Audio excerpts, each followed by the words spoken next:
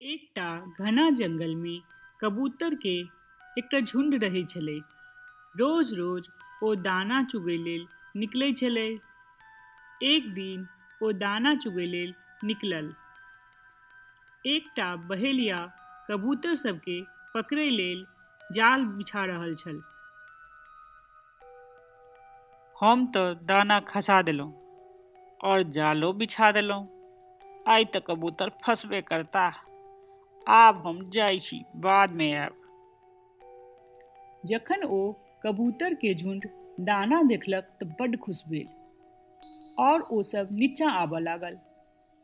ओहि में सँ एकटा कबूतर जे कनि चलाक छलै, ओकरा मन में शंका एलै। ओ सोचलक, अरे ई जंगल में एतेक रास दाना कतऽ सँ आबि गेल?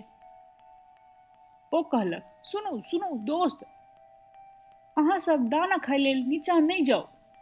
भऽ सकैए ई कोनो बहेलिया के चालि अइ। लेकिन कबूतर सबके लालच भऽ गेल रहै और ओ सब नीचाँ आबि गेल। लेकिन कनिके काल के बाद ओकरा सबके पता चलि गेल रहै कि ओ सब जाल में फंसि गेलै। जाल में सँ एकटा कबूतर बाजल, अरे अरे अरे अरे, हम सब तऽ लालच में आबि कऽ फंसि गेलहुँ। आब अहीं हमरा सबके बचाउ। तखन ओ चालाक कबूतर कहलक, हम तऽ अहाँ सबके पहिले कहै छलहुँ, ई कोनो बहेलिया के चालि छै, लेकिन अहाँ सब तऽ हमर कोनो बाते नहि सुनलहुँ।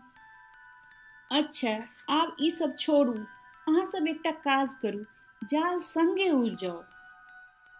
तखन सबटा कबूतर कोशिश केलक और जाल संगे उड़ि गेल। तखने बहेलिया ओतऽ पहुँचल और कहलक, अरे हमर सबटा कबूतर उड़ि गेल, हम तऽ बर्बाद भऽ गेलहुँ। सबटा कबूतर के लऽ कऽ ओ चालाक कबूतर एकटा जगह पर उतरल। चालाक कबूतर के दोस्त चूहा छलै। ओ अपन दोस्त सँ कहलक, दोस्त, आइ हमरा तोहर जरूरत अइ। हमर किछु दोस्त एहि जाल में फंसि गेलै, तू ही एकर मदद कऽ सकै छह। एतबा सुनि कऽ चूहा अपन काज शुरू कऽ देलक और कनिके काल में सबटा कबूतर आजाद भऽ गेल।